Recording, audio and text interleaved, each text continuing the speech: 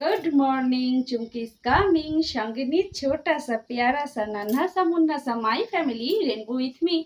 আর তোমরা সবাই কেমন আছো? আমি জানি তোমরা খুব ভালো আছো, আমিও খুব ভালো আছি। আজকে একটা নতুন সকাল, নতুন দিন, আর বেশ ঠান্ডা ঠান্ডা ওয়েদার, একদম নিম্নচাপ।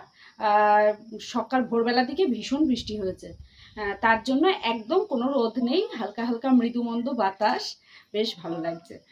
আর সোমবার আজকে জানো তো, আজকের দিনটা হচ্ছে বিপ্লবী যতীন দাসের আজ মৃত্যু দিবস। আর এই মৃত্যু দিবসে সবাই আমরা শোক স্তব্ধ। যাই হোক, চলো এবার দেখাবো।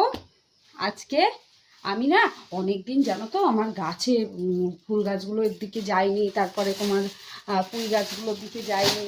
আর চলো একটুখানি ঘুরে আসি চটচট করে। আর এইগুলো দেখছো, এগুলো সব আমার চাল। এই যে চাল, ঘরের চাল, তো সব সিদ্ধ করে রাখা আছে। আর ওখানে সব ছেলে মেয়ের খেলনা, আর বাকিটা মানে জামা কাপড় কাচবো বলে রেখে দিয়েছি, কিন্তু মেঘের যা দশা, জামা কাপড় কাচতে পারলাম না আজকে।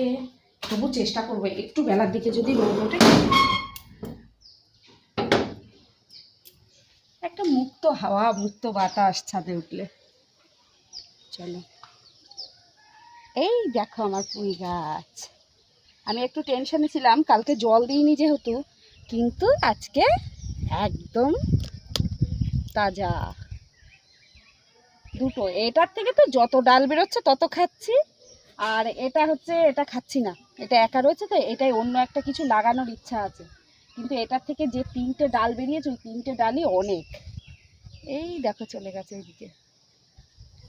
আর এখন না ওই যে বলে না আশ্বিন মাসে 80 ডাল বেরোয়, এই দেখো সব পালসে পালসে বেরোচ্ছে যে প্রতিটা ইয়ের থেকে। আর ওপাশে চলো দেখবে আমার অ্যালোভেরা গাছ।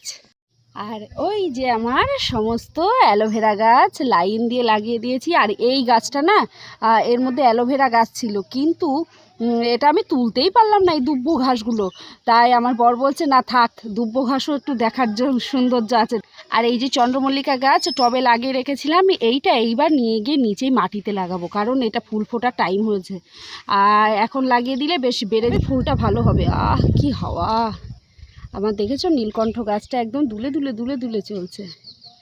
আর এই যে সব অ্যালোভেরা গাছগুলো যা তাজা হয়েছে না, এইটা যে কি অসাধারণ হয়েছে। একটা প্লাস্টিক মগে লাগিয়েছিলাম, মগে এখন আর জায়গা হচ্ছে না, দেখো।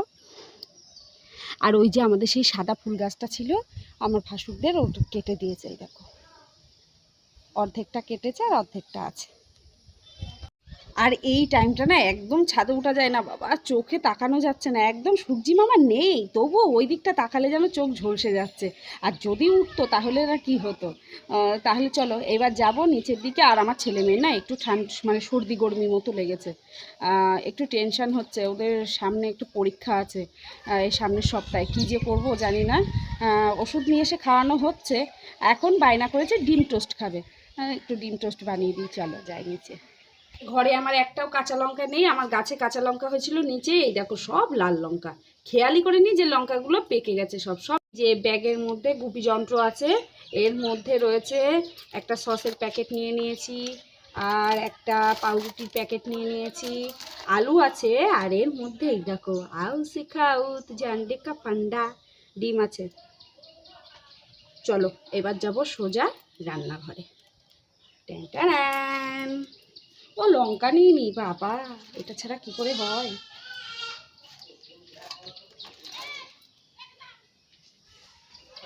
খুব সাবধানে টিপি টিপি পায়ে যেতে হবে, তার কারণ খুব কাদা, ছাগল ডাকছে, ভীষণ কাদা ভীষণ কাদা।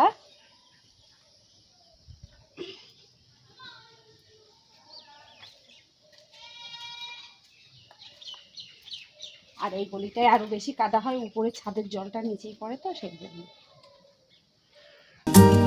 এই যে এইবার হবে একটু ব্রেকফাস্ট, তাই না? আর কালকে তো আমাদের সব চাপড়া ষষ্ঠী ছিল, সব আমাদের খাওয়া দাওয়া সব গজমরি বলে হয়েছিল, সেই জন্য এখন এই হচ্ছে।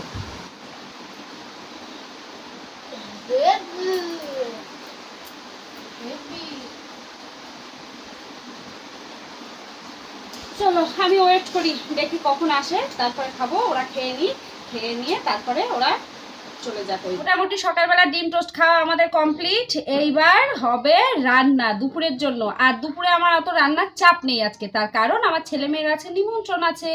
নিমন্ত্রণ আছে বলতে আমার ভাসুর, সে কাকুলি বলতাম না, কাকুলির আজকে বাবার বাড়ি 9 মাসের সাধ দেবে। সাধ বলে না সেমন্তন্য বলে, যাই হোক ওটা হবে। সেই জন্য আজকে দুপুরবেলা ওদের ওখানে নিমন্ত্রণ। সবাইকেই বলতো, কিন্তু আমরাই বারণ করলাম যে দরকার নেই, ওর মানে একটু সমস্যা রয়েছে, সেই জন্য বললাম আগে ভালোভাবে ফিরে আসুক দুজনে, তারপরে পরে খাওয়া দাওয়া তো দিন আছেই, তোমাদের দেখাবো যদিও। সেই জন্য আজকে এত রান্নার চাপ নেই। আর ওই মৌমিতাকে দিয়েই, মানে কাকুলির বোন মৌমিতা, ওকে দিয়েই আমি মাছ আনতে দিয়েছি। ও বাজারে গেছে, ও আর ওর বাবা মাছ আনতে, তাই বললাম তাহলে আমাদের অল্প করে মাছ আন, যেহেতু কালকে আমাদের একটা উপবাস ছিল, উপবাসের পরের দিন একটু মাছ খেতে হয়, তাই নিয়ে আসবো। এবার পোস্তটা ভেজে নেব। তেলটা গরম হয়ে গেছে, এর মধ্যে এইরকম পেঁয়াজ, বড় দেখে একটা পেঁয়াজ দিয়ে দেবো। গ্যাসটাকে একদম আস্তে দিয়ে দিতে হবে। গ্যাসটাকে আস্তে দিয়ে ঢাকা চাপা দিয়ে এটাকে হালকা হালকা করে ভেজে নিলাম। নিয়ে পেঁয়াজ এটা ভেজে নিয়ে এবার এর মধ্যে পোস্ত, লঙ্কা, হলুদ, লবণ সব একসঙ্গে, লবণটা অবশ্যই পরিমাণ মতো, কেননা শুকনো ভাতের সঙ্গে খাওয়া হবে, সেই বুঝে লবণটা দিতে হবে। দিয়ে এটাকে এর মধ্যে ছেড়ে দেবো। এত হাওয়া দিচ্ছে পিছন দিয়ে, আমার গ্যাসটা বারবার নিভে যাওয়ার প্রকোপ। পোস্তটা বেশ নাড়াচাড়া করে যখনই ছাড়া হয়ে যাবে তেল, তখনই এটাকে নামিয়ে ফেলতে হবে। আর এটা দিয়ে ভাত খেতে যে কি অসম লাগে, বিশেষ করে কোনো পালুনির পরের দিন যদি খাওয়া যায়। যদিও পোস্ত বাটা খেলে ঘুম আসে, কিন্তু রান্নার পরে তো আমাদের গৃহবধূদের সেরকম কোনো কাজ থাকে না, অতএব ঘুম আসলেও কোনো ব্যাপার না, কিন্তু এটা দিয়ে খেলে একদম মুখ ছেড়ে যাবে। চলো এটা পটপট করে ভেজে নিই। রেডি আমার পোস্ত বাটা। আর আমি গ্যারান্টি দিচ্ছি এটা দিয়ে খেলে যে কি অসম লাগবে একবার করে। ব্যাস রেডি আমার সাদা মাটা মাছের ঝোল। আর এটা দিয়ে দুপুরবেলায় যা খাওয়া হবে না।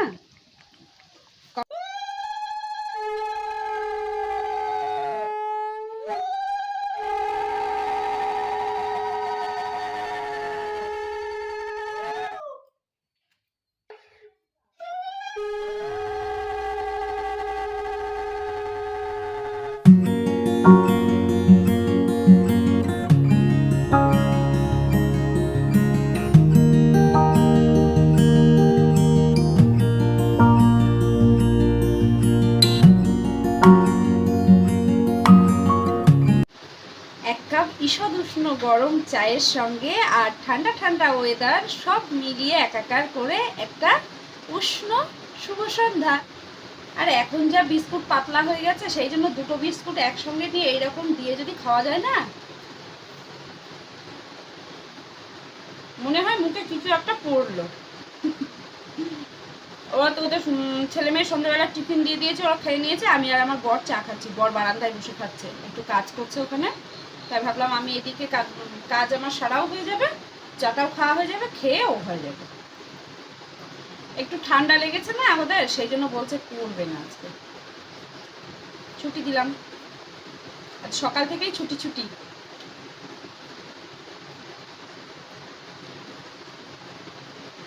দাঁড়াও চাটা বসে একটু খেয়ে নিই, যদিও এক ঢোকেই হয়ে যাবে। দেখো আমার পাখি কি বলে শোনো। ভালো হচ্ছে রবিবার গানে যাওয়া হয়, ছবিতে যাওয়া হয়, তারপর আবার প্রতিদিন পড়তে বসায়। ভালো হচ্ছে যে ঠান্ডাটা লেগেছে, ছুটি তো পেলাম, বেঁচে গেছি আমি।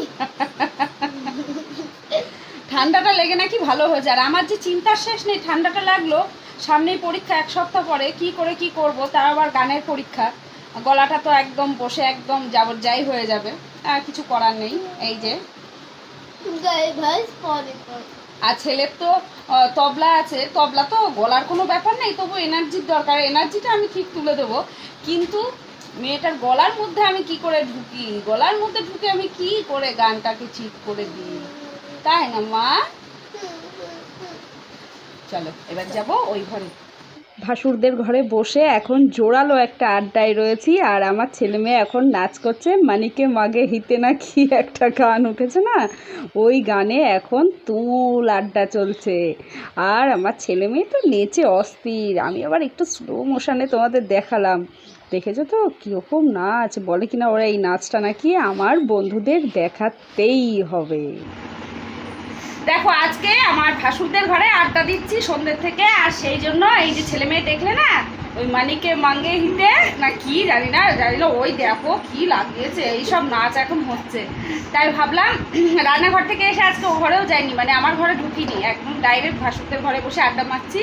আর এইরকম নাচ টাচ দেখতে দেখতে আমাদের দিন কেটে যাচ্ছে। তাহলে আজকে দিনটা খুব ভালো কাটলো।